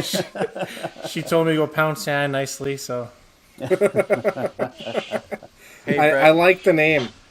I like the never- name. I think you have to lose the lanes, though. Just call it the Dakota Lasers. Yeah. Yeah. Dakota Lane Lasers. Way too much of a mouthful. Yeah. Well, Steve, we'll let you go. You can stay in the back room if you want to talk with us after. We're just going to do our draw and wrap up this podcast. We can't thank you enough. Obviously, one of the best guys to have on our podcast for sure, being a part of bowling for most of your years, and we appreciate it so much. Oh no, I 100%. appreciate it. I watch and listen whenever I can. I usually work Wednesday nights, so I often listen to the last half live and the first half afterwards. But no, I love everything you guys are doing, promoting the game, getting stuff on, all the filming, all the, it's what we need. Yeah, no, Yeah. no, I had fun. Appreciate it. Yeah. Always Really appreciate Steve. appreciated. All right. We'll talk to you in Thanks, a little bit, Steve. Steve. Okay, thanks, guys. Steve. Thanks, buddy. Awesome. Another great podcast. Kind of neat to hear Steve's stories about all those Ontario teams he was a part of and stuff like that. And I don't know what all you Alberta guys are saying. Ontario guys seem pretty good. I don't have a problem with them. Well, why are you throwing us under the bus? While they're on camera. Yeah, you know what? You know what? You take the one guy away from Ontario, and that's MD, It's all- and it's all pretty good. everybody else Yeah. is pretty good, right? So True. yeah, I think it goes along hand in hand. But Steve's done a great job and pretty instrumental in development and being around the game a long time out there. And we want to thank him for all his hard work for a long time, right? So Yeah, and he's always done a great job at promoting the game too. Like I said, he was the one that was doing the blogs and stuff in the past too, and really appreciate all of that as well. It's those little things that really make a big difference in our game, especially right now. Right. Alrighty. So Sorry, we got I got two ahead, things I gotta say. for sure. Okay, first of all, free annoyed 5-pin guy, please. Stop. I don't even know how he got banned unless Kerry did that. Hey, but No, it was he- funny. it was He's a my boy. self-induced. 701 he followed 5-Pin Universe. I'm not gonna lie to you. I saw that on my notification. So And Tim, it's socially acceptable to wear a mask, even on camera. You should really use it. hey, you know what, Adam? It's always great to see you. I'll see you next month. Okay. I had a blast, guys. This banter ain't over. Yeah, that's right. We'll let this draw happen. So All Star Bowling Sales yeah. is once again giving something away. So we'll Okay, get Dexter to do give it. me a number in the chat. Give me a number between 1 and 10. The first number I see will then be the number of times I randomize this list. First, the person on top 330. after that many randomizers. Yeah, 330. No. Yeah. Person on top after I randomize the list that many times will win a prize. 4. Perfect. Thanks, Lenny. Of course, you're the fastest one. Well, All right. 67 was the next one. You got It's lucky. Oh no! All right. there was a Let couple. me share my screen here. I didn't get into this week's draw. It's Nope. the only chance I get 5-Pin Universe merch. You wearing one? I had to All buy right. it. Here's our list. Jesus. Jeff, calm down. I don't- 1, 2, You're just gonna get pink eye next week. For sure. 3. All right. And our winner for this week is Oh, there Gino you go, Jace. Scaletta. Jason Scaletta. Nice. There we go. Congrats. Perfect. That's good. He'll enjoy that. Yeah. So Tim, who do we have coming on next week? Next week, Alyssa Rack. So we're excited to have Alyssa Rack on next week. We have her lined up, ready to go. We got some other things. You got to work on your speaking. Like next Yeah. week, do some "ow now brown cows," "ow now brown Okay, cows." before you come on. I can't mute you. So Alyssa Rack's start next now? week, and then we have some stones in the fire for the next couple weeks. I will let you know we have commitment from Guillaume Charbonneau coming on. Just have to find him a week to come on, and E. Perella, EPCO, the owner of EPCO, and another gentleman is going to be interested coming on. So we have some really good guests coming on next couple weeks. Also, that 100th episode, guys. Please get your suggestions in. We'll see what we can do for it. We'll make a show of it. Hopefully. I have some signed merch I can give away. Yeah, you have to give it away. Yeah, Actually sold literally. any of that? Yeah, yeah, we do. Two. Really? Yeah. Yeah. To We- yourself? Oh, one to Cindy. Cindy No. definitely bought one. No, He's just handing it to Amir. Here you go. Hey, just remember, Tim, you're supposed to be wearing my Chiefs jersey during that picture. Don't forget about that. that is a true story. We Yes, should put that shit on top. people don't know that. Yeah, Adam, once again, we want to thank you for stepping in on DB's monthly vacation. You obviously been with the show right from the beginning, and we appreciate every time you can come on and obviously add your insight as one of the best players in the game as you are in the Hall of Fame under 50. So congratulations. No, Just barely. Thanks a lot, guys. No, I had an absolute blast as always. Perfect. It was all right seeing you. You liar. All right. We'll talk to you guys later. Thanks, everyone. Thanks, everybody. Take care.